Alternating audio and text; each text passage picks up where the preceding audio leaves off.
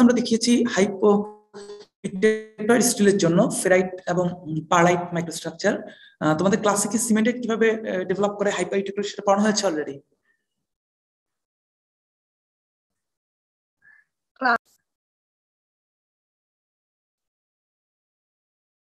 Hyper integrated পড়ানো হয়েছে ক্লাসে তোমাদের?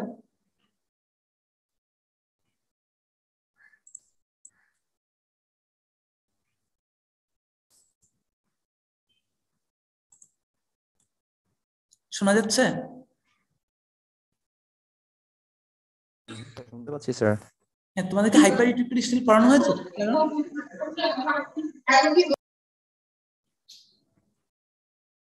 শুনতে পাইনি স্যার। হাইপার ইউটেক্টয়েড স্টিল কি পড়ানো হয়েছে তোমাদের ক্লাসে? না স্যার, এখনো পড়ানো হয়নি স্যার। স্টিলের এখনো কুলিং পড়ানো হয়নি, তাই না? No sir. Iron carbon diagram চলছে এখনো। আচ্ছা, ঠিক আছে, অসুবিধা নেই। আমরা হাইপো ইউটেক্টেড স্টিলটা তোমাদের মনে হয় পুরোটা দেখানো হয়েছে। হাইপো ইউটেক্টেড স্টিল আমি তোমাদের 2 সেকশন কিন্তু পড়াইছি, রাইট? থিওরি তোমাদের 2 সেকশন কি দেখানো হয়েছে হাইপো ইউটেক্টেড স্টিলটা?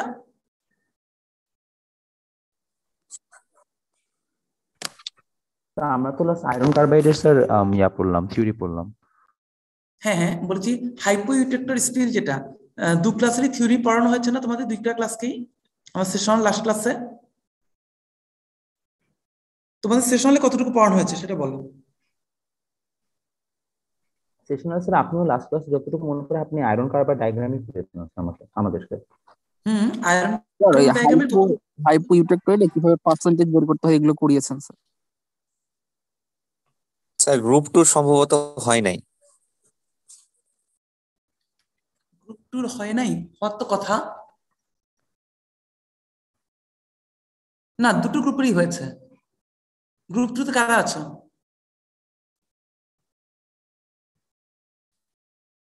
30 থেকে 60 স্যার। তোমাদের স্যাম্পল তো দেখছি, রাইট? স্যাম্পল দেখা হয়েছে, মানে লাস্টের দিন স্যাম্পল দেখা হয়েছিল। আর তার কিভাবে? আগের উইকে তোমাদের থিওরিটা হয়েছিল তাহলে?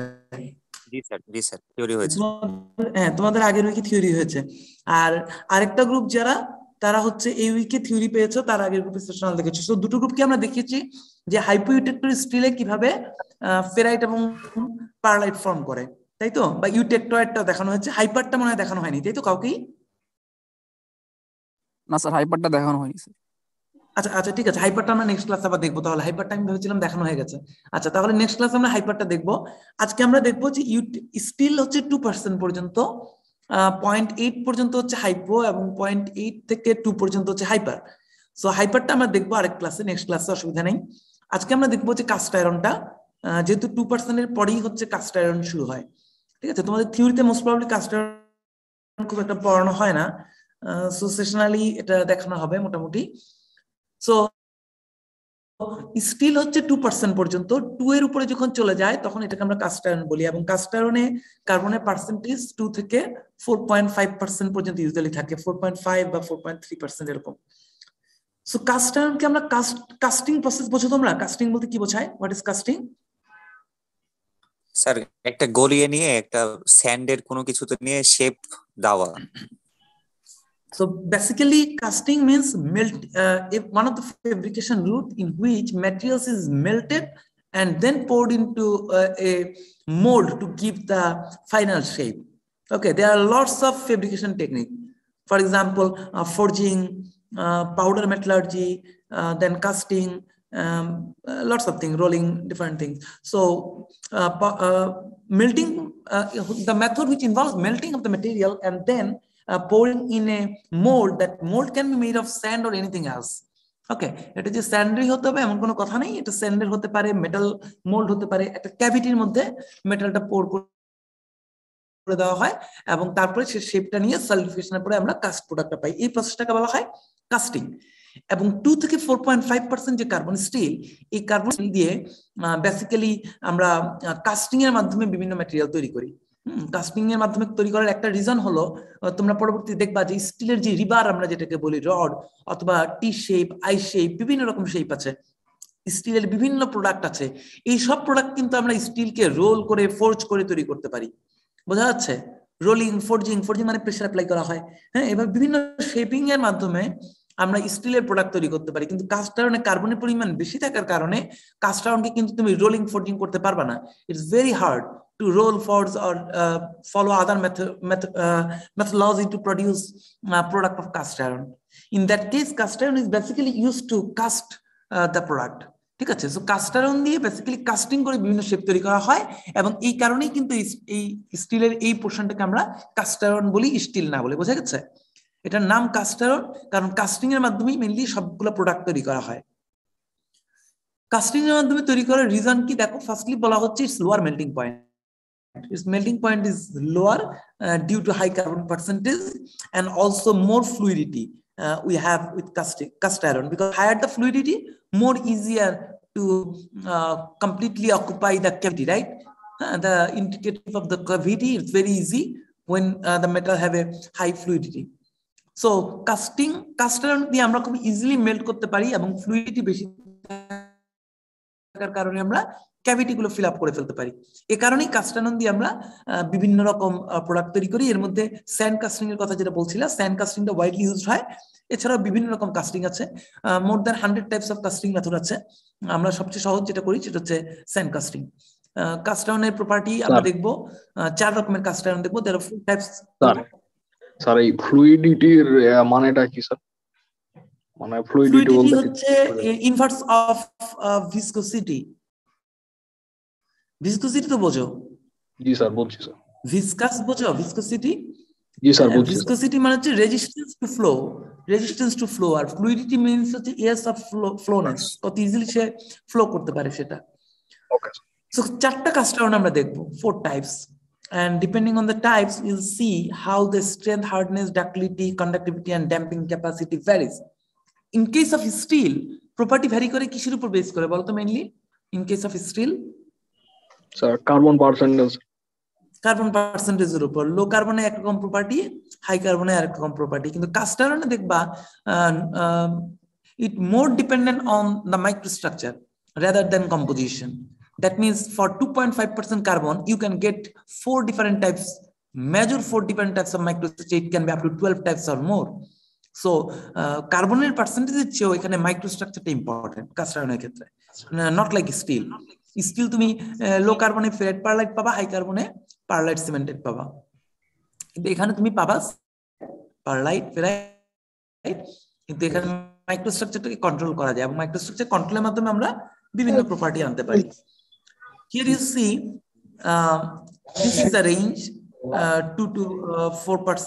এখানে দেখানো হচ্ছে এই জায়গাটায় মেইনলি, যদিও it can start from 2 basically. So this is the zone for cast iron. Cast iron, there are 4 types of cast iron. আমরা ফার্স্টে যেটা দেখবো এটা হচ্ছে white and gray cast iron. There are 2 types of cast iron, like 4 types of cast iron. This is white cast iron. These are gray cast iron. I will explain later. And these are ductile or nodular cast iron, and these are called malleable cast iron. Okay, so the basic difference is আমরা আগেও বলেছি যে iron carbon diagram হচ্ছে একটা metastable diagram, তাই না? এখানে যে সিমেন্টাইট আছে Fe3C, this is not a equilibrium phase. That means if you allow it to reach equilibrium, if you allow it to have lower free energy, Fe3C will decompose to make graphite. Clear? Fe3C will decompose to produce graphite. That means cementite will be broken in ferrite and graphite. You know, like one of the allotropic morphology of carbon is graphite. So graphite is more energetically favorable with lower free energy than cementite. So in case of cast iron, basically this graphitization take place. Okay. And for that graphitization, sometimes we add some extra elements, you will see later. So first we'll see what is white cast iron and what is gray cast iron, and next class we'll see another class we'll see ductile cast iron and palladic cast iron. So the first thing is the first thing here you see, this is the iron carbide phase diagram. Slow cooling favors formation of graphite. আমরা জানি যে cooling করলে 2% উপরে চলে গেলে স্ট্রাকচারটা কি হবে? আমরা যদি এখানে চলে যাই, এখানে মাইক্রোস্ট্রাকচার কি আছে? সিমেন্টাইট আছে, ফেরাইট আছে। সো মাইক্রোস্ট্রাকচারে ফেরাইট থাকবে, সিমেন্টাইট থাকবে, অথবা পারলাইট এবং সিমেন্টাইট থাকবে। নাও আমরা বলছি যে সিমেন্টাইটটা কখন ডিকম্পোজ করবে? Slow cooling. যদি স্লো কুলিং করো তাহলে গ্রাফাইটটা ফর্ম করতে যাবে ইকুইলিব্রিয়াম কুলিং এর কারণে। আর কুলিং যদি র্যাপিড হয় তাহলে কার্বাইড ফর্ম করবে। Fe3C যত বেশি Fe3C ফর্ম করবে স্ট্রাকচারের হার্ডনেস তত বাড়বে, আর গ্রাফাইটাইজেশন হয়ে গেলে হার্ডনেসটা একটু কমবে। So tendency to form graphite basically depends on two factors. One is the rate of cooling, another thing is the composition. If the cooling rate is slow, cementite will try to decompose and produce graphite. And another thing is composition. If you add some silicon in cast iron, that silicon will help to reduce the amount of cementite. That means cementite will decompose into graphite. Okay, cementite will decompose into graphite. The activation energy to form graphite from cementite is reduced by addition of silicon. So যখন silicon add করা হবে তখন কিন্তু গ্রাফাইটটা form করবে। So graphite form করার জন্য দুটো way আছে, একটা হচ্ছে কুলিং রেটটা স্লো করে দেওয়া, আর একটা হচ্ছে সিমেন্টাইট তৈরি করে দেওয়া। এভাবে আমরা এই প্রপার্টিগুলোকে কন্ট্রোল করতে পারবো। সো আমরা দেখি ফার্স্টে যে এটা হচ্ছে যদি গ্রাফাইটাইজেশন হয়ে আসে আয়রন কার্বাইড থেকে। আমরা আগে হোয়াইট কাস্ট আয়রনটা বলি। For low silicon cast iron, less than 1%. Why? Because if silicon is more than 1%, cementite will not form. Then graphitization will take place. বোঝা যাচ্ছে? সো গ্রাফাইটাইজেশনের জন্য কয়টা ফ্যাক্টর রোল প্লে করছে বলতো? কুলিং রেট আর সিলিকনের presence. Silicon basically, ঠিক আছে। আমরা caste আয়রনে খুবই ইন্ট্রোডাক্টরি দুটো ক্লাস করছি, আমাদের কাস্ট আয়রন সিলেবাস খুব ডিটেইল নাই। সো মোটামুটি যতটুকু বোঝার জন্য দরকার আমরা যেটুকুই বলছি। বেসিক্যালি স্টিলের মধ্যে এখানে অনেকগুলো এলিমেন্টারি ইফেক্ট আছে, বাট মেজর এলিমেন্ট হচ্ছে সিলিকন। স্যার এখানে সিলিকনটা এরকম ভাবে ইফেক্ট করতেছে কেন? সিলিকন কেন করছে এটা বুঝতে হলে তো তোমার ফুল ফিজিক্যাল মেটালার্জি কাজ করে এভাবে। হ্যাঁ, ফুল ফিজিক্যাল মেটালার্জি, ডিফিউশন এবং কাইনেটিক্স তোমার বোঝা লাগবে। সেটা হলো যেমন ধরো স্টিলের মধ্যে তোমার অস্টেনাইট কোন টেম্পারেচারে আছে? 723, তাই না? 723 এর উপর সিলিকন আছে।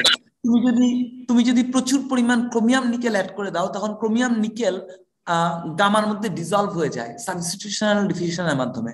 যখন ডিফিউজ হয়ে যায় তখন ক্রোমিয়াম মনে করে এফসিসি, গামা এফসিসি, তখন একটাকে স্টেবল করে। তখন ক্রোমিয়াম নিকেল দিলে দেখা যায় গামা 723 এর জায়গায় তুমি 200-300 ডিগ্রিতেও গামা পেতে পারো। বোঝা গেছে? সো বেসিক্যালি তুমি যখনই সেকেন্ড কোনো এলিমেন্ট অ্যাড করতে থাকো তখনই তার টোটাল প্রপার্টি চেঞ্জ হয়ে যায়। এটা খুবই ন্যাচারাল। একটা এলিমেন্টের মধ্যে একটা এলিমেন্ট অ্যাড করলে তার প্রপার্টি চেঞ্জ হয়ে যাবে। তেমন সিলিকন যখন অ্যাড করা হয় তখন সিলিকন অ্যাড করা হলে যেটা দেখা যায় যে সিমেন্টাইটের স্টেবিলিটি কমে যায়, সে হচ্ছে গ্রাফাইটের স্টেবিলিটি বাড়িয়ে দেয়। সিমেন্টাইট ডিকম্পোজ করার জন্য যে রিয়াকশন, সেই রিয়াকশনটাকে সে লেফটে ঠেলে দেয় গ্রাফাইটাইজেশনের জন্য। তেমন সিলিকন এই রিয়াকশনটার অ্যাক্টিভেশন এনার্জি কমিয়ে দেয়। ঠিক আছে, একটা ফেজ ট্রান্সফরমেশনের সময় একটা অ্যাক্টিভেশন এনার্জি থাকে, প্রত্যেকটা ফেজের একটা ফ্রি এনার্জি থাকে। আমরা যখন সিলিকন অ্যাড করি তখন গ্রাফাইটের ফ্রি এনার্জি আরো কমে যায় সিমেন্টাইটের ফ্রি এনার্জির তুলনায়।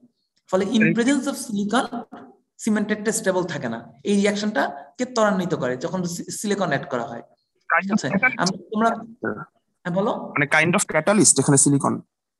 এটাকে ক্যাটালিস্ট বলে না, তোমরা তো অলরেডি ফিজিক্যাল মেটালার্জিতে চলে আসছো। ক্যাটালিস্ট হচ্ছে ডিফারেন্ট জিনিস। ক্যাটালিস্ট বলতে বোঝায় যেটা রিয়াকশনে অংশ নেয় না। ঠিক আছে, ক্যাটালিস্ট কিন্তু রিয়াকশনে অংশ নেয় না। ক্যাটালিস্ট বেসিক্যালি রিয়াকশনের গতি বাড়ায়, কমায় এবং রিয়াকশন শেষে অপরিবর্তিত থাকে, এটাকে বলা হয় ক্যাটালিস্ট, রাইট? জি স্যার। হ্যাঁ, এটা তো ক্যাটালিস্ট না। তুমি আমাকে বলো যে তুমি তো স্টিল অলরেডি বুঝছো, রাইট? আয়রনের মধ্যে কার্বন দিলে স্টিল হয়, স্টিলের মধ্যে আর কি থাকে? সিলিকন থাকে, ম্যাঙ্গানিজ থাকে, ফসফরাস সালফার থাকে, ফসফরাস থাকে। সিলিকন ম্যাঙ্গানিজ দিলে স্টিলের স্ট্রেংথ বেড়ে যায়, তাই না? স্ট্রেংথ কেন বাড়ে? কারণ সিলিকন সলিড সলিউশন স্ট্রেংথেনিং করে। ওটা তো ক্যাটালিস্ট হলো না। বোঝা যাচ্ছে নাকি? বুঝতেছো না এখন? জি স্যার, বুঝতে পারছি। This is not catalyst, you are changing the microstructure. জি স্যার, বুঝতে পারছি। তুমি গামার মধ্যে যদি 18% ক্রোমিয়াম এন্ড 8% নিকেল দাও তাহলে এই নিচের ফেজ ডায়াগ্রামটা পুরো চেঞ্জ হয়ে যাবে, পুরোটা অস্টেনাইট হয়ে যাবে। এই পুরোটা গামা, এই যে গামাটা দেখতেছো না, এই গামা রিজনটাই তখন পুরো ফেজ ডায়াগ্রাম জুড়ে থাকবে। তুমি যত ক্রোমিয়াম নিকেল অ্যাড করবা এই লাইনটা বড় হবে, বড় হয়ে ফেজ ডায়াগ্রামটা চেঞ্জ হয়ে দেখবা পুরো স্ট্রাকচারটা অস্টেনাইট হয়ে গেছে। তখন আমরা রুম টেম্পারেচারে অস্টেনাইটিক স্টেনলেস স্টিল পাই 188SS 304, যেটাকে তোমরা নরমাল স্টেনলেস স্টিল বলো। So that is not catalyst, that is completely changing the crystal structure or stabilizing the structure of steel. ঠিক এখানেও সেম ধরনের ঘটনা ঘটছে, এটা ক্যাটালিস্ট না, এটা ডিরেক্ট রিঅ্যাকশনে ফেজগুলোর স্টেবিলিটি চেঞ্জ করে দেয়। সো আমরা যখন সিলিকনটা কম দিব তখন স্বাভাবিকভাবে সিমেন্টেডটা বেশি ফর্ম করবে, আমরা যদি সিমেন্টেডটা না বাড়াই আর কুলিং রেটটা যদি ফাস্ট রাখি।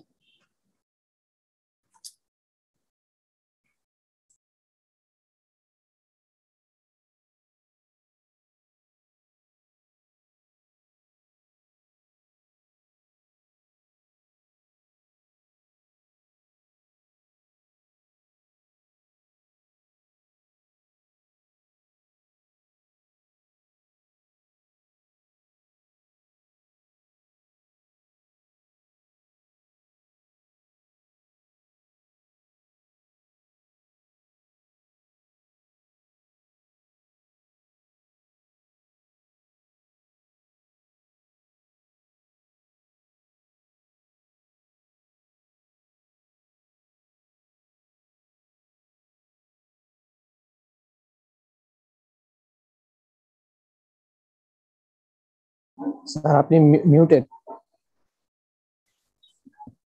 স্যার আপনার কথা আমি শোনা যাচ্ছে না। শোনা যাচ্ছে এখন? শোনা যাচ্ছে? আমরা এটাকে হোয়াইট কাস্ট আয়রন কেন বলি? আমরা হোয়াইট কাস্ট আয়রন বলি রিজন হলো এই কাস্ট আয়রনে প্রচুর পরিমাণ সিমেন্টাইট থাকে, যেহেতু কার্বন হাই এবং সিলিকন কম, কুলিং রেট ফাস্ট। প্রচুর সিমেন্টাইট থাকার কারণে when you make fracture, the fracture surface appears white. That's why it is called white cast iron. এবং এই হোয়াইট কাস্ট আয়রনের কুলিং রেটটা অনেক বেশি লাগে, ফলে তুমি যখন থিক সেকশন, এই জন্য কাস্ট আয়রন তৈরির একটা বড় সমস্যা হচ্ছে কুলিং রেটের কারণে। তুমি যদি থিক কোনো সেকশন করতে চাও, বিশেষ করে তোমরা যেমন বিভিন্ন গাড়ির ইঞ্জিন থেকে শুরু করে বিভিন্ন মেশিনারিজ গুলোতে দেখো, এগুলার বড় বড় পোর্শন গুলো সবই কিন্তু কাস্ট আয়রনের, অনেক থিক সেকশন হয়, রাইট? তো থিক সেকশনকে তুমি যখন কুলিং করবা তখন কিন্তু সারফেসের কুলিং রেট আর সেন্টারের কুলিং রেট এক হবে না, এটা বোঝো? সারফেসের কুলিং রেট কিন্তু অনেক বেশি থাকে, ভেতরে যতই যাবো কুলিং রেটটা কমে যায়, বিকজ ভিতরে হিট থাকে, ভেতর থেকে বাইরে হিট ফ্লো করে। এ কারণে দেখা যায় যে অনেক সময় দেখা যায় সারফেসে অনেক কুলিং হয়েছে, সারফেসে তোমার হোয়াইট কাস্ট আয়রন ফর্ম করে গেছে, ভেতরে হোয়াইট কাস্ট আয়রন ফর্ম করে নাই। সো হয় তোমাকে সেকশনটাকে থিন রাখতে হবে so that the cooling rate is sufficient to make cementite or to resist the decomposition of graphite, আর অথবা তোমাকে সেকশনটাকে অনেক থিন রাখতে হবে অথবা কুলিং রেট বাড়াইতে হবে, whatever. সো যদি সেটা করতে না পারো তখন সেন্টারে গ্রে কাস্ট আয়রন তৈরি হবে। আমরা গ্রে কাস্ট আয়রনটা পরে দেখবো, ঠিক আছে? তার মানে কুলিং রেট যদি সাফিসিয়েন্ট না থাকে তখনই গ্রে কাস্ট আয়রন তৈরি হয়ে যাবে, আর কুলিং রেটটা যদি সাফিসিয়েন্ট থাকে তাহলে হোয়াইট কাস্ট আয়রন ফর্ম করবে। আমরা যদি জাস্ট একটু ছবিটা দেখি হোয়াইট কাস্ট আয়রনের, এটা হচ্ছে হোয়াইট কাস্ট আয়রন। দেখো পারলাইটের ক্ষেত্রে শুধু নেটওয়ার্ক ছিল হাইপার হিটেড স্টিলে, কিন্তু এখানে কিন্তু সিমেন্টের পরিমাণ অনেক বেড়ে গেছে, ঠিক আছে? যত কার্বন বেশি হবে কুলিং রেট বেশি হবে আর অনেক সিমেন্টেড থাকবে। এটা হচ্ছে আমাদের white cast iron, very hard. Sir cementite কি সাদা অংশগুলো আছে? হ্যাঁ সাদাগুলো, এগুলো হচ্ছে সাদা, এগুলো আইল্যান্ডের মতো থাকে, এগুলো আইল্যান্ডের মতো থাকে, ঠিক আছে? তুমি যখনই এচিং করবা স্যাম্পলটাকে, তুমি যদি এচিং করার আগে দেখো তাহলে কিচ্ছু দেখতে পাবা না। আগের দিন দেখেছো এচিং করার আগে কিন্তু মাইক্রোস্ট্রাকচারে কিছু দেখা যায় না, রাইট? জি স্যার। কিন্তু এখানে যখন এচিং করবা তখন এই পারলাইট গুলা রিভিলড হবে এবং তুমি দেখতে পাবো যে এগুলো হচ্ছে হোয়াইটের কাস্ট আয়রনের সিমেন্টের বড় বড় আইল্যান্ড। এটার হার্ডনেস অনেক বেশি, উইয়ার রেজিস্ট্যান্স অনেক বেশি। উইয়ার মানে বোঝো ফ্রিকশনের ফলে যেন করোশন ইরোশন না হয়, এটাকে বলা হয় উইয়ার রেজিস্ট্যান্স। স্যার এখানে সিমেন্টাইট জি স্যার, এখানে সিমেন্টাইট গুলোর ভিতর ডট ডট এগুলো কি স্যার? সিমেন্টাইট গুলোর ভিতরে যে ডট ডট অংশগুলো এগুলো কি স্যার? এগুলো বেসিক্যালি আলাদা কোনো ফেজ না, এগুলো তোমার হাই ম্যাগনিফিকেশনে চলে গেলে তুমি এগুলোর মাঝখানেও পারলাইট খুঁজে পাবা, ভয়েড খুঁজে পাবা, ইনক্লুশন খুঁজে পাবা, ঠিক আছে? কিন্তু ফেজ হচ্ছে শুধু পারলাইট এবং ইউটেক। তুমি এই জায়গার কথাগুলো বলছো, রাইট? জি স্যার। এগুলো হাই হাই হাই এতে গেলে বোঝা যাবে হয়তো ডিসকন্টিনিউটি আছে সিমেন্টাইট ফেজে, অথবা ডিফারেন্ট গ্রেইন আছে, মানে ডিফারেন্ট ভাবে নিউক্লিয়েট করেছে আলাদা করে, সে কারণে। বাট বেসিক্যালি ফুল স্ট্রাকচারটা হচ্ছে বড় বড় আইল্যান্ড অফ সিমেন্টাইট আর চারদিকে হচ্ছে পারলাইট। সো এটা হচ্ছে আমাদের white cast iron. So white cast আয়রনে বলা হচ্ছে যেহেতু cementite too much hard, extremely hard, this white cast iron is very brittle, হ্যাঁ, এন্ড আনমেশিনেবল। কোনোভাবে মেশিনিং করতে পারবে না। মেশিনিং কিন্তু another fabrication technique. Casting, machining কো আমরা একটা ফেব্রিকেশন টেকনিক ধরি, হ্যাঁ, তারপর forging, powder metallurgy, like that. So এটাকে মেশিনিং করা যায় না, তুমি একবারেই যে শেপটা তৈরি করতে চাও সেটা তৈরি করবা, ঠিক আছে? এখানে কোথায় ইউজ করা হয় দেখো, যেখানে হার্ড এবং উইয়ার রেজিস্ট্যান্স। উইয়ার রেজিস্ট্যান্স মানে কি বোঝো? রেজিস্ট্যান্স টু স্ক্র্যাচ, স্ক্র্যাচের প্রতি যে রেজিস্ট্যান্সটা সেটাকে আমরা উইয়ার রেজিস্ট্যান্স বলি বা ইরোশন রেজিস্ট্যান্স। হ্যাঁ, without a high ductility, ductility নাই কিন্তু রেজিস্ট্যান্স অনেক বেশি। তোমরা যদি এখন বলি কি স্টিল মিলে আমরা রিভার তৈরি করি রোলিং এর মাধ্যমে, এই রোলিং যার মাধ্যমে করা হয় সেগুলো কিন্তু হোয়াইট কাস্ট আয়রন দিয়ে রোলার তৈরি করা হয়, ভেরি হার্ড। যদিও এখনকার সময়ে আমরা হোয়াইট কাস্ট আয়রনের পরিবর্তে আমরা বিভিন্ন রকমের হাই অ্যালয়েড স্টিল ইউজ করে থাকি, ওগুলো অত্যন্ত এক্সপেন্সিভ কিন্তু অনেক হাই অ্যালয় স্টিলের রোলার এখন ইউজ করা হয়। বাট আগে কাস্ট আয়রনের প্রচুর রোলার ইউজ করা হতো। সো হোয়াইট কাস্ট আয়রনটা বেসিক্যালি আসলে ডিরেক্টলি ইউজ হয় না, হোয়াইট কাস্ট আয়রনে একটা ইউজ হয়, অনেক ইউজ হয়, বাট একটা ইম্পর্টেন্ট ইউজ হচ্ছে ম্যালিয়েবল কাস্ট আয়রন তৈরি করার জন্য এটা একটা ইন্টারমিডিয়েট স্টেপ হিসেবে ব্যবহার করা হয়। তো আমরা এটা আজকে পড়বো না, ম্যালিয়েবলটা আমরা আগামী দিন পড়বো। তখন আমরা দেখবো যে হোয়াইট কাস্ট আয়রন, তাহলে হোয়াইট কাস্ট আয়রন তুমি কিভাবে তৈরি করতে পারো? সিলিকন কম, কুলিং রেট বেশি, এভাবে তুমি হোয়াইট কাস্ট আয়রন তৈরি করবা। সেই হোয়াইট কাস্ট আয়রন তুমি ইউজ না করে ওখান থেকে তুমি ম্যালিয়েবল কাস্ট আয়রন তৈরি করতে পারো। দেন হোয়াইট কাস্ট আয়রন ইন্টারমিডিয়েট একটা ফেজ প্রোডাক্ট হিসেবে ইউজ হয়, সেটা আমরা পরে দেখব। সেটা হচ্ছে আমাদের হোয়াইট কাস্ট আয়রন। আমরা যদি গ্রে কাস্ট আয়রনে যাই তাহলে এখন দেখো যে গ্রে কাস্ট আয়রনটা কি। হোয়াইট কাস্ট আয়রনটা হলো এখানে এই যে এটা হচ্ছে হোয়াইট কাস্ট আয়রন, দেখো এগুলো হচ্ছে হোয়াইট আর এই জায়গাগুলো হচ্ছে পারলাইট, এটা হচ্ছে white cast iron.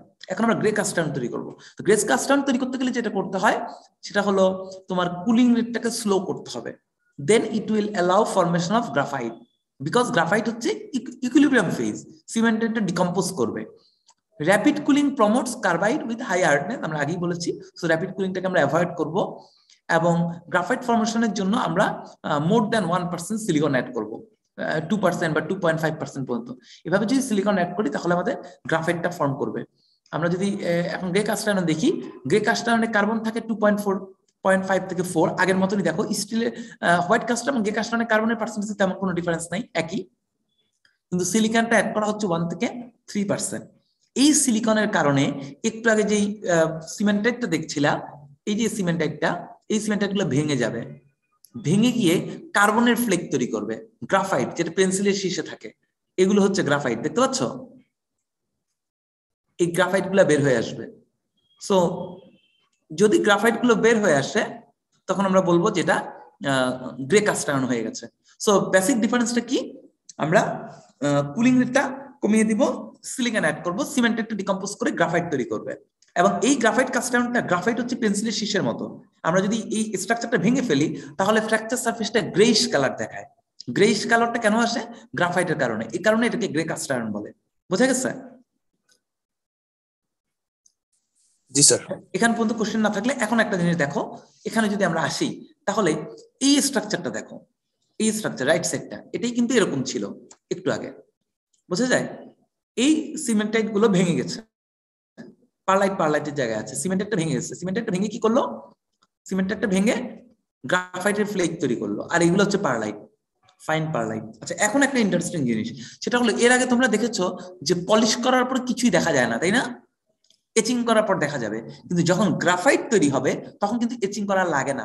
Graphite carbon লাইটকে reflect করে না, ফলে তুমি যদি শুধু পলিশ করো তাহলে পুরো ফেজের মধ্যে তুমি ফ্লেক গুলা দেখতে পাবা। এগুলোকে ফ্লেক বলি আমরা। বুঝতে পারছো কি বলছি? তুমি শুধুমাত্র পলিশ করলেই মাইক্রোস্ট্রাকচারের নিচে এই ফ্লেক গুলা দেখতে পাবা, পারলাইট টারলাইট কিছু দেখতে পাবা না। বাম দিকেরটা এচিং করার আগে, ডান দিকেরটা, সরি, বাম দিকেরটা এচিং করার পরে, ডান দিকেরটা এচিং করার আগে। না না, তোমরা কি আমার ইন্ডিকেটর দেখতে পাচ্ছ? মাউসের কার্সর দেখতে পাচ্ছ? জি স্যার। হ্যাঁ, এটাই দেখো, কোনোটাই এচিং এর আগে না, সবই এচিং এর পরে। আমি বলছি যখন এচিং করবা না তখন শুধু এই ফ্লেক গুলা দেখতে পাবা, পেছনটা পুরো সাদা থাকবে। আগে ডান দিকে সাদা গুলো কি স্যার? কোনখানে সাদা? ওটা পরে আসো, একটা একটা করে আগাই। নর্মাল অবস্থা তোমরা যখন মাইক্রোস্ট্রাকচার দেখো তখন কি জাস্ট হোয়াইট দেখায় না পুরো মাইক্রোস্ট্রাকচার? পলিশের আগে, এচিং এর আগে। জি স্যার। এখানেও যদি এচিং এর আগে দেখো পুরোটাই সাদা দেখবা, নট দিস হোয়াইট। পুরো স্ট্রাকচারটা নর্মাল হোয়াইট দেখবা, আর তার মধ্যে শুধু ফ্লেক দেখতে পাবা, ঠিক আছে? এটা হচ্ছে গ্রাফাইটের ফ্লেক। যেহেতু এটা গ্রাফাইট, এটা লাইটকে রিফ্লেক্ট করে না, এই কারণে এগুলো ব্ল্যাক দেখা যায়। তার মানে গ্রাফাইটিক কাস্ট আয়রন তুমি এচিং করার আগেই ফ্লেক দেখতে পাবা, এরপর যখন এচিং করবা তখনই হচ্ছে এই পারলাইটটা ফুটে উঠবে। ক্লিয়ার? আচ্ছা, এখন বিষয় হলো এই হোয়াইট গুলো কি? এই হোয়াইট গুলো হলো যদি 100% পারলাইট থাকতো আমরা এটাকে বলতাম পারলাইটিক গ্রে কাস্ট আয়রন। ক্লিয়ার? আমরা যখন এটাকে ডিকম্পোজ করব, এই সিমেন্টেটটা ভেঙে যদি ফ্লেক হয়ে যায়, এই সিমেন্ট এখানে কি সিমেন্টাইট আছে না, Fe3C, যদি গ্রাফাইট সিমেন্টাইট থেকে বের হয়ে যায় তাহলে কি ফেরাইট তৈরি হবে না? বুঝছো? এই দেখো সিমেন্টাইট যখন ভেঙে যায় তখন কি হয়, কার্বন বের হয়ে যায়, তখন আয়রনটা কি কার্বন শূন্য হয়ে গেলে শুধু ফেরাইট হয়ে যাবে না? জি স্যার। জি স্যার। সো তুমি যখন এই গ্রাফাইটটাকে ভেঙে ফেলবা তখন এই জায়গায় কি হবে, গ্রাফাইটের ফ্লেক আসবে আর চারদিকটা সাদা ফেরাইট হয়ে যাবে। এখানে হচ্ছে এটা সেই সাদা ফেরাইট, সিমেন্টেডটা ভেঙে গ্রাফাইট হয়ে গেছে আর পাশ দিয়ে সাদা ফেরাইট হয়ে গেছে। এবার বুঝতেছো? স্যার সিমেন্টাইট হচ্ছে গ্রাফাইট হচ্ছে আয়রনে পরিণত হচ্ছে। আবার বলো। আচ্ছা সিমেন্টাইট যেটা ছিল সেটাই ভেঙে স্যার হচ্ছে যে গ্রাফাইট ফ্লেক্সে পরিণত হচ্ছে, আর পাশে দিয়ে যে সাদা সেটা হচ্ছে আয়রন আসলে। ফেরাইট, হ্যাঁ আয়রন, আয়রনের ফেরাইট। কিন্তু ফেরাইট কার্বন থেকে কার্বন বের হয়ে গেলে তো ফেরাইট হয়ে যায়, সো এটা হচ্ছে ফেরাইট। সো বেসিক্যালি এটা কিন্তু খুব বেশি ফেরাইট না, খুব সামান্য ডিকম্পোজ করার কারণে, ফলে এটাকে আমরা পারলাইটিক গ্রে কাস্ট আয়রন বলি। মানে এটার বেসিক ব্যাকগ্রাউন্ড হচ্ছে পারলাইট। বোঝা যাচ্ছে? এখন তুমি কুলিং রেট যত স্লো করতে থাকবা, যত বেশি সিলিকন দিয়ে এই প্রসেসটাকে আরো ফেভার করা হয়, আরো এলিমেন্টস অ্যাড করা হয়, যদি তুমি আরো করতে থাকো তাহলে পারলাইটের মধ্যে কি সিমেন্টাইট আছে না? জি স্যার। সবগুলো সিমেন্টাইট ভেঙে যাবে, তখন আমরা বাম দিকের স্ট্রাকচারটা পাবো, কোনো পারলাইটই থাকবে না, সব সিমেন্টাইট ডিকম্পোজ করে যাবে। তখন দেখা যাবে প্রচুর পরিমাণ ফ্লেক আর পেছনে হচ্ছে ফেরাইট। এই স্ট্রাকচারটা তুমি যদি এচিং এর আগে দেখো শুধুমাত্র ফ্লেক গুলো দেখতে পাবা, যখন এচিং করবা তখন দেখবা পেছন দিয়ে ফেরাইটের গ্রেন গুলো চলে আসছে। তার মানে গ্রে কাস্ট আয়রন তখন দুই রকম হতে পারে, একটা হতে পারে পারলাইটিক গ্রে কাস্ট আয়রন আর একটা হতে পারে ferritic grey cast iron. Clear? Now ফেরিটিকটা যদি আরেকবার বলতেন স্যার, ফেরিটিক একটা ব্যাপারটা। এই পারলাইটিক গ্রে কাস্ট আয়রন তৈরি করার সময় যতগুলো ফ্যাক্টর গ্রাফাইটাইজেশনকে হেল্প করে, তুমি যদি সেই ফ্যাক্টরগুলোকে বেশি বেশি করে পেপার করো তাহলে কি হবে, তাহলে অনেক স্লো কুলিং করলা, তাহলে শুধু সিমেন্টাইট ভেঙে ফ্লেক হবে না, তখন পারলাইটের মধ্যেও তো সিমেন্টাইটের ফ্লেক আছে নাকি, অল্টারনেট লেয়ার। জি স্যার। সবগুলো অল্টারনেট লেয়ার ভেঙে যাবে, কোনো সিমেন্টাইটই থাকবে না, সিমেন্টাইটের আইল্যান্ডও থাকবে না। তার মানে এই সিমেন্টাইটের আইল্যান্ডও ভেঙে যাবে, পারলাইটের মধ্যে যে সিমেন্টাইট আছে সেটাও ভেঙে যাবে। যদি তুমি সবগুলো সিমেন্টাইটকে ভেঙে ফেলতে পারো তাহলে পুরো ব্যাকগ্রাউন্ডটাই হয়ে যাবে ফেরাইট। এটাকে আমরা বলি ফেরিটিক গ্রে কাস্ট আয়রন। এখন আমরা জানি যে একটা ফেরাইট আর পারলাইটের প্রপার্টি পুরোপুরি আলাদা। ফেরাইটের টেন্সিল 40,000, পারলাইটের 1,50,000, সব প্রপার্টি আলাদা, টাফনেস অনেক বেশি পারলাইটের। তার মানে এই গ্রে কাস্ট আয়রনের প্রপার্টি হবে একরকম আর এটার প্রপার্টি হবে আরেক রকম। বুঝা যায়? স্যার এখানে তো তাহলে গ্রাফাইটিক ফ্লেক গুলোও বেশি দেখা যাবে। হ্যাঁ, এখানে অবশ্যই গ্রাফাইট ফ্লেক বেড়ে যাবে, অনেক বেড়ে যাবে। জি স্যার। এই দুইটা ছবি তার একই কম্পোজিশনের জন্য না, এটা তো জাস্ট একটা এক্সাম্পল। যখন তুমি যত বেশি কুলিং করতে থাকবে গ্রাফাইটের ফ্র্যাকশন তত বাড়বে। এবং কাস্ট আয়রনের কিন্তু অসংখ্য গ্রেড আছে, তোমরা যদি এমনিতে উইকিপিডিয়া থেকে দেখো তাহলে বুঝতে পারবা গ্রাফাইটের প্রচুর গ্রেড আছে। সেখানে তোমার প্রত্যেকটা এই শেপ গুলো কেমন, অ্যাঙ্গেল কতটুকু, তাদের উইডথ কতটুকু, per unit area number of flake কতটা, এগুলোর উপর বেস করে করে কিন্তু গ্রেড গুলো করা হয়। ঠিক আছে, আমরা সেখানে যাচ্ছি না, আমরা জাস্ট বেসিক ক্লাসিফিকেশন গুলো বলছি যে pearlitic cast iron, ferritic grey cast iron.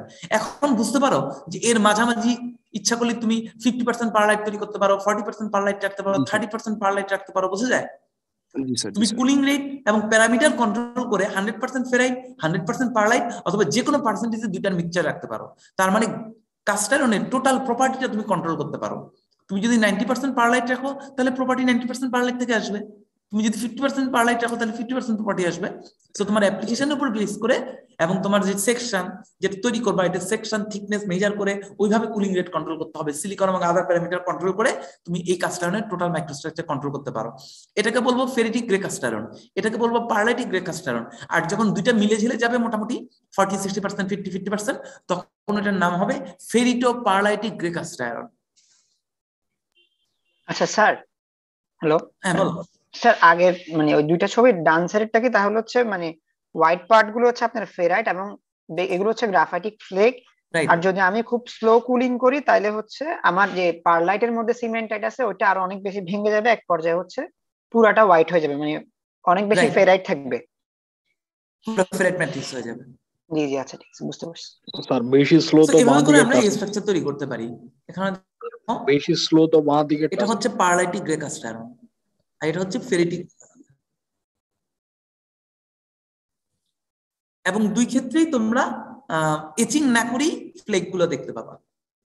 এখন এই ফ্লেকগুলো গ্রাফাইট হওয়ার কারণে একটা সমস্যা আছে, সেটা হচ্ছে যে আমরা দেখি এখানে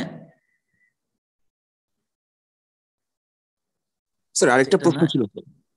হ্যাঁ বলো। স্যার মানে বাঁদিকের যে স্ট্রাকচারটা সেটা তো স্যার আমরা এচিং করার আগে অলমোস্ট যেরকম দেখবো, এচিং করার পরও অলমোস্ট একই রকম, কারণ হচ্ছে এখানে তো আমার ফেরাইটিকটা অনেক বেশি, তো সাদাই তো থাকতেছে আলটিমেটলি।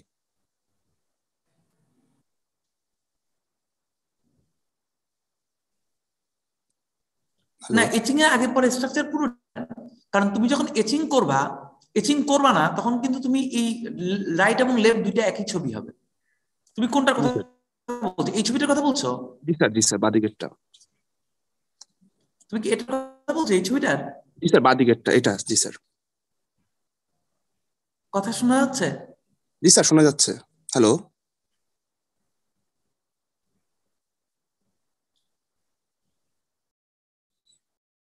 নাম দিয়ে বলো। পারলাইটিক স্যার, ফেরাইটিক স্যার। হ্যালো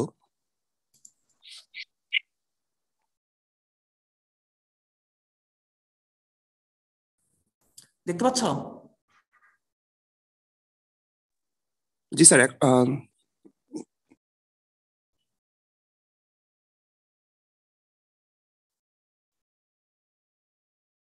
নেট মানে আনস্টেবল। তোমরা কোনটা নিয়ে কোশ্চেন করছো? তুমি ফেরিটিক না পারলাইটিক কোনটার ক্ষেত্রে জানতে চাচ্ছিলা যে এচিং এর আগে পরে একই রকম থাকবে? স্যার ফেরিটিক নিয়ে। হ্যালো না, একই রকম থাকবে না, কারণ তুমি যখন করবা না তখন শুধুই ফ্লেক দেখতে পাবা। কথা কি শোনা যাচ্ছে নাকি শোনা যাচ্ছে না এখন? জি স্যার শোনা যাচ্ছে স্যার এখন। হ্যালো হ্যাঁ, যখন তুমি এচিং করবা না তখন তুমি কিছুই দেখতে পাবা না ফ্লেক ছাড়া, কিন্তু যখন এচিং করবা তখনই পেছনের এই গ্রেন বাউন্ডারি গুলো আসবে। পিছনটাকে হোয়াইট বললে তো হবে না, একটা হোয়াইট হচ্ছে নর্মাল হোয়াইট, কিছু দেখা যায় না, আর একটা হচ্ছে ফেরাইট দেখা যাবে। এই যে সব ফেরাইটের ছোট ছোট গ্রেইন আছে, গ্রেইন দেখতে পাবা, কোনো গ্রেইনই দেখতে পাবা না তুমি যদি। আচ্ছা, এই ফ্লেক গুলো কিন্তু ক্র্যাক হিসেবে কাজ করবে, এটা বুঝতে পারো? ক্র্যাক তো বোঝো তাই না? জি স্যার। একটা ম্যাটেরিয়ালের মধ্যে যদি হার্ড কোনো ফেস থাকে, এরকম কিছু থাকে, তখন স্ট্রেস দিলে কি হয়, ওই বরাবর জিনিসটা প্রপাগেট করে, ক্র্যাকটা প্রপাগেট করে। এখানে ফ্লেক গুলো কিন্তু ক্র্যাক হিসেবে কাজ করবে। এটা হচ্ছে গ্রে কাস্টনের একটা সমস্যা। যখন তুমি ফোর্স অ্যাপ্লাই করবা, এই ফ্লেক গুলোর যে কর্নার গুলো, শার্প কর্নার, সেগুলো স্ট্রেস রেজার করে, স্ট্রেস কনসেন্ট্রেট করে, ফলে ক্র্যাক প্রপাগেট করতে পারে। সে কারণে কিন্তু grey cast iron tensile property ভালো না। এই জন্যই তুমি স্টিল দিয়ে যেরকম বিল্ডিং তৈরি করো, কাস্ট আয়রন দিয়ে বিল্ডিং তৈরি করতে পারবা না, বা কোনো প্রোডাক্ট নর্মাল এই প্রোডাক্ট তৈরি করতে পারবা না। কিন্তু গ্রে কাস্ট আয়রনের একটা প্রপার্টি ভালো, সেটা কি? এটাকে আমরা বলি ড্যাম্পিং প্রপার্টি। ড্যাম্পিং প্রপার্টি মানে হচ্ছে ভাইব্রেশনাল প্রপার্টি।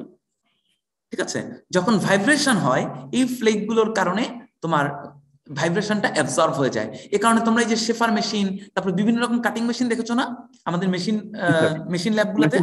ওই মেশিনগুলোর যে বেস কিন্তু অনেক সময় গ্রে কাস্ট আয়রন দিয়ে তৈরি করা হয়, যাতে মেশিনে ভাইব্রেশনটা অ্যাবজর্ব হয়। এট দ্য সেম টাইম কিছু কিছু অপারেটিং সিস্টেম যেমন এসিএম বা অনেক সেন্সিটিভ যন্ত্র আছে, আমরা ইকুইপমেন্ট চালানোর সময় চেষ্টা করি, ল্যান্ডের কিন্তু একটা ভাইব্রেশন আছে, এটা তোমরা জানো। আমরা যে ল্যান্ডের উপর থাকি, ল্যান্ডের একটা ভাইব্রেশন আছে। এই ভাইব্রেশনে কিন্তু আমরা 1 লাখ 2 লাখ ম্যাগনিফিকেশনে দেখি, ওই ভাইব্রেশনের কারণে প্রবলেম হয়। বুঝতে পারো? তুমি একটা বাইনোকুলার নিয়ে হাই ম্যাগনিফিকেশনে দূরে তাকাবা, দেখবা হাত কাঁপতে থাকলে দেখতে সমস্যা হয়, রাইট? জি স্যার। বুঝলে? অল্প ম্যাগনিফিকেশনের প্রবলেম হয় না। তেমনি তুমি যখন এসিএম 1 লাখ ম্যাগনিফিকেশনে যাও, তখন আমাদের যে নর্মাল আর্থের যে ভাইব্রেশন, সেই ভাইব্রেশনও কিন্তু আমাদের প্রবলেম হয়। একটা বিল্ডিং এর কিন্তু 3 তলা 4 তলায় ভাইব্রেশন অনেক বেশি। এই কারণে ইউজুয়ালি একটা এসিএম 3-4 তলায় বসানো হয় না, এসিএম বসানো হয় গ্রাউন্ড ফ্লোরে, যাতে ভাইব্রেশনটা কম থাকে। সো সেখানে তুমি যদি মনে করো মেশিনের নিচে যদি গ্রে কাস্ট আয়রনের একটা প্যাটার্ন তৈরি করে দাও, বেস তৈরি করে দাও, সে কি করবে? ল্যান্ডের ভাইব্রেশনটাকে অ্যাবজর্ব করবে এবং মেশিনে কম ভাইব্রেশন রিচ করবে। সো এভাবে ভাইব্রেশন অ্যাবজর্ব করার জন্য গ্রে কাস্ট আয়রন ইউজ করা হয়। অনেক আরো অ্যাপ্লিকেশন আছে। সো আমরা এই দুটো স্ট্রাকচার আজকে দেখলাম। আমাদের যদি আবার ক্লাস শুরু হয়ে যায় যে কোনো সময়, তখন আমরা কোনো একটা ক্লাসে দরকার হলে মাইক্রোস্ট্রাকচার গুলো সব দেখবো। ঠিক আছে? সো আজকে আমাদের এই পর্যন্তই থাকবে। তোমরা এই দুটো স্ট্রাকচারের উপর কম বেশি পড়াশোনা করতে পারো। আমি কিছু কোশ্চেন দিয়ে দিব আজকে। গ্রে কাস্ট আয়রনের স্যার যে আমার যে কর্নার গুলা যেগুলো হচ্ছে বলতেছেন মানে শার্প থাকে, সেগুলাকে আমরা যদি কোনোভাবে ব্লান্ট করতে পারতাম তাহলে কি আমরা এগুলা ইউজ করতে পারতাম? শার্পকে ব্লান্ট করার আসলে খুব কিছু নাই, তুমি পুরো শেপটাই চেঞ্জ করে দিতে পারো চাইলে। মানে তুমি যদি বলো যে আমরা এগুলাকে তোমার মানে এভাবে ফ্লেকের মতো রাখবো না, রাইট? তাই না? যদি বলো আমি ফ্লেকের মতো রাখবো না, তাহলে আমি দেখাই তোমাদের, দেখতে পাচ্ছ? জি স্যার, দেখা যাচ্ছে। একটা মিনিট আমি দেখাচ্ছি। যখন তুমি এই শার্পনেসটাকে দূর করে দিবা তখন এরকম হয়ে যাবে। আমি যদি ওই শার্প যে ফ্লেক ছিল, ফ্লেক গুলোকে আমি গোল বানায় ফেলতে পারি, দেখছো? তখন এটার নাম হবে ডাকটাইল কাস্ট আয়রন। আমাদের যে ম্যানহোলের ঢাকনাগুলো দেখেছো, অথবা আমাদের ওয়াটার রিজার্ভের ঢাকনাগুলো গোল গোল রাস্তার মধ্যে, এগুলো কিন্তু নডিউলার কাস্ট আয়রন দিয়ে তৈরি করা হয়, এই কাস্ট আয়রন দিয়ে। ঠিক আছে? কিন্তু গ্রে কাস্ট আয়রনের অন্য গুরুত্ব আছে, সেটা আবার নডিউলার কাস্ট আয়রনের নাই। নডিউলার কাস্ট আয়রন কিন্তু ভাইব্রেশন অ্যাবজর্ব করতে পারে না, ফ্লেক গুলো তার সারফেসে পারে। সারফেস এরিয়া বেশি কার, ফ্লেকের নাকি স্ফিয়ারের? সারফেস রেশিও, ভলিউম রেশিও কার বেশি? সারফেস টু ভলিউম রেশিও ফ্লেকের। রাইট। সো ফ্লেক হচ্ছে ভাইব্রেশন অ্যাবজর্ব, এনার্জি বেশি অ্যাবজর্ব করে। সো ড্যাম্পিং প্রপার্টিতে তোমাকে গ্রে কাস্ট আয়রন ইউজ করতে হবে। কিন্তু তুমি যদি মনে করো যে না আমি লোড নিতে চাই, তখন তুমি গ্রে কাস্ট আয়রন দিয়ে ম্যানুয়ালি ঢাকনা বানাতে পারবে না। তাহলে গাড়ি যখন চলে, বাস ট্রাক, তখন ওই ট্রাকের ওয়েটের কারণে এটা ভেঙে যাবে। তখন আমরা কি করি, ফ্লেক গুলাকে রাউন্ড করে দিই, রাউন্ড করে দিয়ে আমরা এই শেপে নিয়ে আসি। কাস্ট আয়রনের কস্টিং কিন্তু তোমার আবার স্টিলের চেয়ে কম। ঠিক আছে? তো সে কারণে স্টিল দিয়ে অনেক স্ট্রেন্থ বানানো যাবে, যেখানে স্টিল দরকার নেই সেখানে আমরা কাস্ট আয়রন ইউজ করবো। তো আজকে তোমাদের হোয়াইট এবং গ্রে কাস্ট আয়রন দেওয়া হলো। এটার পর আমি ছোট একটা কোশ্চেন দিয়ে দিব অবভিয়াসলি এই সপ্তাহে। তোমরা নেক্সট উইকে 2টা রিপোর্ট জমা দিবা। ঠিক আছে? আমি এই সপ্তাহে দিয়ে দিব 2টা রিপোর্ট জমা দিবা। একটা দিবা হাইপোইটেক্টেড স্টিলের উপর, একটা দিবা হোয়াইট এবং ডাকটাইল কাস্ট, হোয়াইট এবং গ্রে কাস্ট আয়রনের উপর। আমরা নেক্সট ক্লাসে দেখবো হাইপার ইউটেক্টয়েড, হাইপার ইউটেক্টয়েড পরেই দেখি আমরা নেক্সট ক্লাসে ডাকটাইল এবং ম্যালিয়েবল দেখবো, তারপর হোয়াইট দেখবো, তারপর আমরা হাইপার ইউটেক্টয়েড দেখবো। যদি ক্লাস খুলে যায় তাহলে সবগুলো আমরা মাইক্রোস্ট্রাকচার ক্লাসে দেখতে পাবো। ঠিক আছে? আজকে এই পর্যন্ত। খুলে দেওয়ার কি সুযোগ আছে স্যার? বলা ডিফিকাল্ট। আমরা হল কিন্তু বন্ধ করিনি শুধুমাত্র এই কারণে আসলে, যদিও আমি জানি না আসলে খোলা সম্ভব কিনা। হল বন্ধ করা হয়নি কারণ হল একবার বন্ধ করে দিলে আসলে ক্লাসে ফেরার কোনো সুযোগ থাকে না। এখন যদি সবাই আক্রান্ত হচ্ছে, তা তো বুঝতেছি। হ্যাঁ, মানে রিয়েল সিনারিওতে খোলার চান্স খুবই কম, বাট হল খোলা রেখে এখনো মনে